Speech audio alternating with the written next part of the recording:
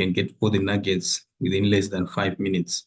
If you're faced with a financial problem, how do you solve it? And what's the best approach that you can use to ensure that you cover everything in detail? All right, so if you look at these are some of the issues that we raised in class this morning. There's confusion on the use of tables. Which table do you use? Do you use table 1, table 2, table 3? And some indicated the issue of struggling on the appropriate formula to use, right? And then obviously another aspect is on the decision on the best approach to take if you are given a financial problem. So that's basically what I'm going to focus on in this video. So pay close attention until the end, right? So if you come here, you can see that this is a summary of future and present value equations.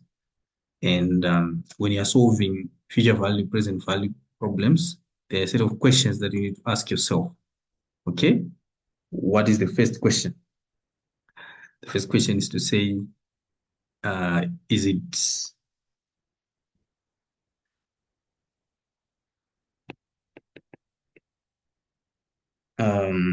it a future value or present value problem? Okay. Okay.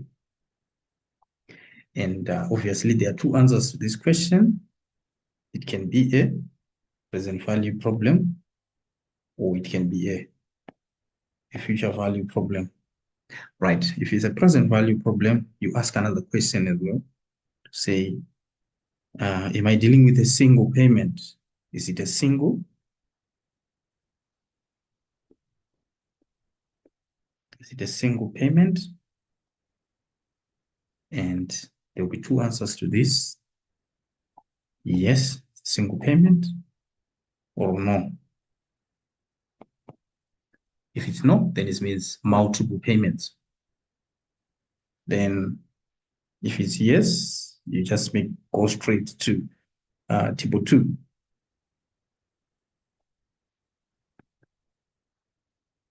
If it's not, there's still two questions. Another question that you need to ask yourself. For one, are the payments the same?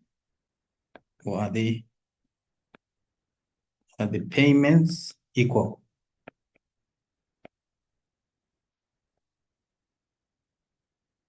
Right. Yes. If they are the same, then straight to table 4. If they are not, straight to table 2. So you can see that already table 2, you'll find it very useful in these computations, right? So these are the series of questions that you ask yourself as we are reading a problem. You look at number 1, is it a present value? It's a future value. It's a present value. Is it a single payment? Yes or no? If it's yes, then we just go to table 2. If it's not, we go to table. Now we ask another question. Are the payments equal? If they are equal, then it's an annuity. We go to table 5. Sorry, table 4. If they are not equal, then we go back to table 2 again. So what I encourage you to do, print table 2 and 4 and tie them together or pin them together. Then coming back to our original question, is it a PV or a future value problem? It's a future value problem. It's a future value problem. Do we have a single payment or not? Is the payment single? Yes, single payment. Right? You can guess which table do you go to. This is table 1. Not single. So is it a single payment? Yes. Single, table 1. No, it's not single. We ask another question. If it's not a single payment, which means it's multiple payments. There are multiple payments, therefore, they can either be equal payments or unequal payments. If it's equal,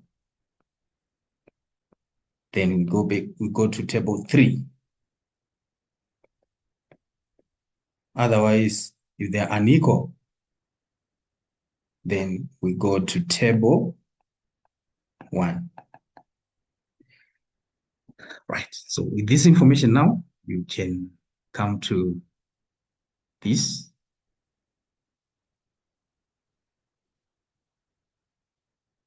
The future value of a single payment, we make use of this formula. Fn is equals to PV0. Multiply that by the present value interest factor, right? This is your table 1. If it's a future value of an ordinary annuity, the moment we have ordinary annuity, it means that payments are of equal magnitude.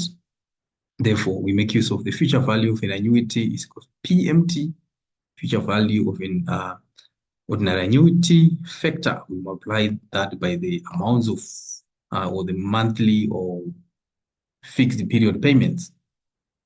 Right. Then, obviously, we have an annuity due as well, where payments are being made at the beginning of the period. So we have future value with ordinary annuity, which is equal to PMT. We multiply that by future value interest factor annuity, and we modify the formula.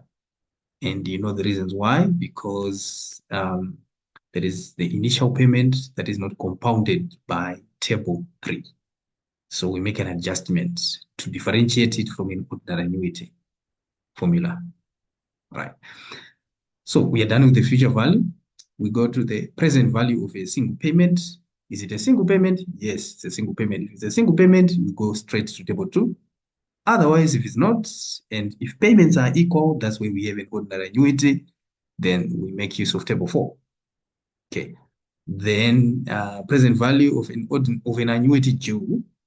Present value of an annuity due is PMT. Multiply that by the present value interest factor annuity.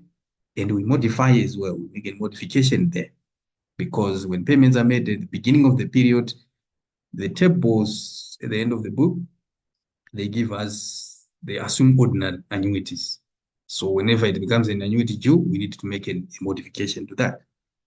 Then present value of uneven payment streams, we need to discount each and every payment individually, and table 2 will be the best for that. Present value of an ordinary perpetuity, this is whereby we are receiving an equal amount of payment, an equal amount of money, or to perpetuity or to infinity. Therefore, we just divide by the discounting factor. All right, let me look at a very, very simple problem that can help us to understand this. So these are the problems that you can actually make use of to understand what's happening. So if you look at this very, very simple problem, how much will 1,000 deposited in a savings account earning a compound annual interest rate of 6% be worth at the end of the following number of years? First question, do we need a present value here? Do we need a future value, right? We need a future value because we want to determine the value of 1,000 that is deposited today. How much will it be worth at the end of 3 years, right? So we have our n is equals to 3. We have our present value is 1,000. And then this is is it a single payment or is multiple payments? This is just a single payment that is done right now. So if you go back, you can check which formula we are going to make use of. Future value of a single payment, table 1 is of use here. So going back to the problem, 1,000, 6%, 3 years. All right, so we can just come here and then we say the future value at the end of the 3rd year is equal to PV0. Multiply that by the future value interest factor at 6% and 3 years, which is equals to present value is 1,000. Multiply that by the present value or future value interest factor. So if you go to your table, remember we agreed that this is table number 1, right? Correct me if I'm wrong. But if you go to table number 1, it's 6%, 3 years, we are getting 1.191. So that's what we put here, 1.191. If you multiply this, you get 1,191. So this will be the future value at the end of 3 years. So you can even see using a timeline to say this is 1, 2, 3. So this is 0, 1, 2, 3. And this payment is, the deposit is made now, which is 1,000. And if it's earning 6%, we want to get the future value at this period, which means it will be equivalent to 1,191. This is the amount. Right, next, let's look at another problem. It's going to help us. So for 5 years, now you need to change the periods, the number of periods. For 10 years, you can also do that and make comparisons.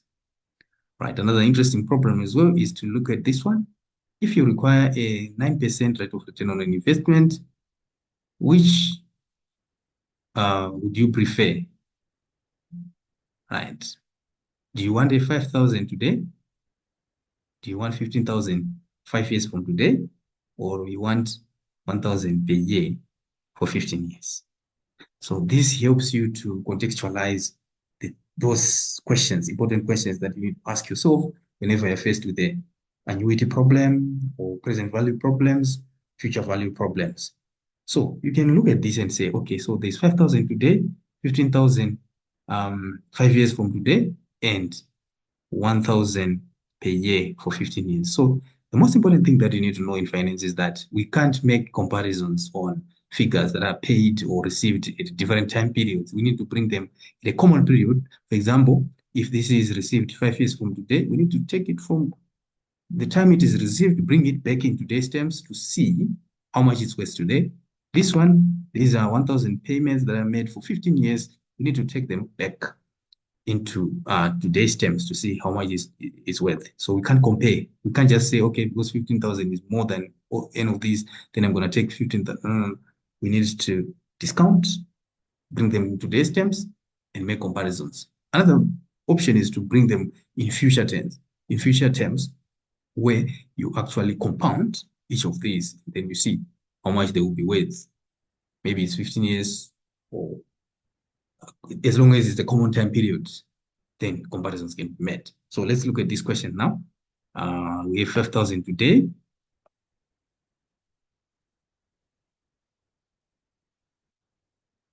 Okay.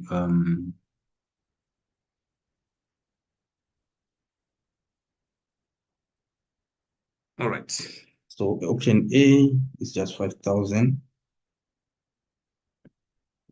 today. And then option B, we have 15,000 5 years from today.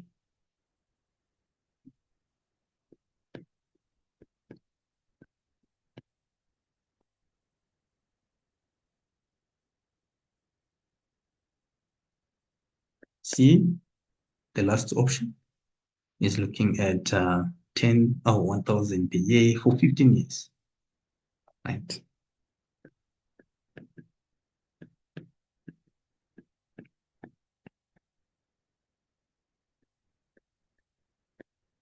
Okay. So you can already see that you can use the technique that I've given you, that decision tree. Number one, do we need the present value? Do we need the future value? Are the payments, is it a once-off payment? Is it a multiple payment? If it's a multiple payment, are the payment equal or they are not equal? So we are receiving 15,000 5 years from now. So you can make use of a timeline, right? Whereby you say 1, 2, 3, 4, 5, 0 up to 5. And then this 15,000 is only received at the end of 5 years. So we can bring it in today's terms so that we can make comparisons between the 15,000 and the 5,000 that is received today.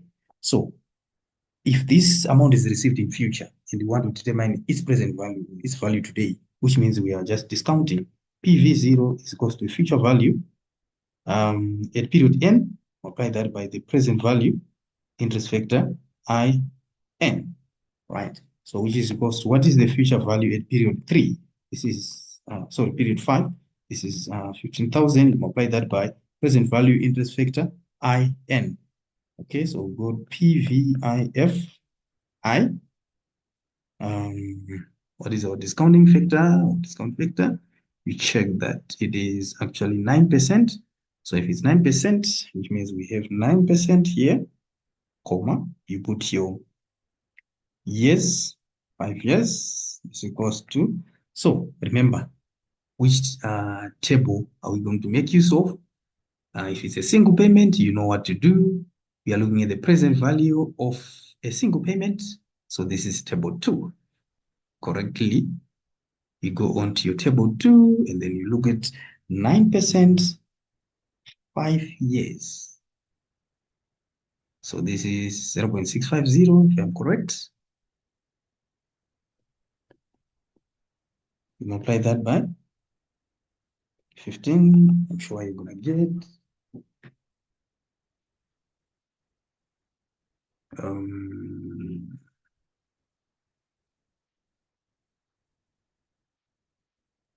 okay.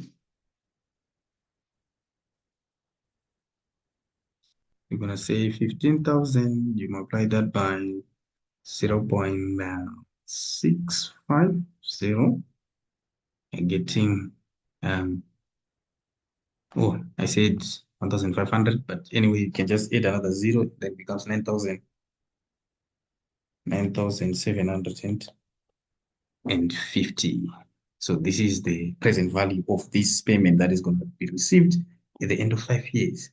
But that's not the end of the story. We can make another computation to determine the present value of these 1,000 per year payments that are going to be made for the next 15 years. So ask yourself, number one, am I going to determine the present value or the future value? The present value, right? Of what? Is it a single payment or multiple payments? These are multiple payments. Okay, if they're multiple payments, are they the same or they're different? They're the same. So which table do you go to? Table number 4. Okay, table number 4. Annuity, table number 4. Ordinary annuity. Right, so we'll make use of table number 4. But what are we going to write or what we're going to have? We're going to say present value of an ordinary annuity is equals to PMT. PMT simply means payments, equal payments, of course. Multiply that by the present value, interest factor annuity. What is our I? This is 9%. What is our N? This is 15. Then say, what is your PMT? This is just 1,000 times present value interest factor annuity 9%, 15 years. And come here, you just say 9%, 15 years. I hope I'm correct. Oh, what is the value? It's 8061. 8061, which is equals to 8,061. So now you compare the present value of these equal payments that are made for 15 years. Its present value or their present value is 8,061. This is 9,720. And you compare that with the amount that you're going to receive today, which is just 5,000. Which option are you going to go for? If you are a rational decision maker, obviously you will take option number B, which is 9,760. Why? Because that's the option that yields the highest present value.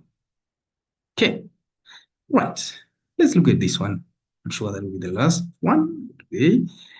The Lensa leasing company has agreed to lease a hydraulic trencher to the Chavez excavation company for 20,000 a year over the next 8 years, right? So we have period N as 8, 20,000 a year. So which means you ask yourself, are these payments equal? Okay, before that, okay, wait. Are the payments the same? Yes, they are being made periodically for the next 8 years. Let's go. Lease payments are to be made at the beginning of each year, assuming that lessor invests these payments at an annual rate of 9%, how much will it have accumulated at the end of the year? So you can see that this is a very interesting problem, but we are dealing here with a, let's ask those questions now. Do we want to get the future value or the present value? You ask this question again. How much will it have accumulated at the end of the 8th year? So we are looking for the future value. At the end of the 8th year, how much is it going to be in total? So we are looking for the future value. But future value of what? Of an annuity due. Why? Because payments are being made at the beginning of each year. So straight away, you're going to go to your table number 3. Yes, table number 3, and you make use of this formula. You're going to modify that for the ordinary annuity, and then you get your future value of an ordinary annuity. PMT, that's your 20,000. FIV, FVIFA, I, 9% is 9, sure it's 9%. 8 is your N. And then you calculate. You can post the answer that you get in the comment section, and then we'll take it from there in our next meeting. Thank you so much for your attention. Take note of the series of questions that you need to ask yourself when you're faced with a problem. Equal payments, is it a future value? Are they multiple payments? If they're multiple payments, are they equal or they're not? All those questions, you need to have them close by. Thank you and bye.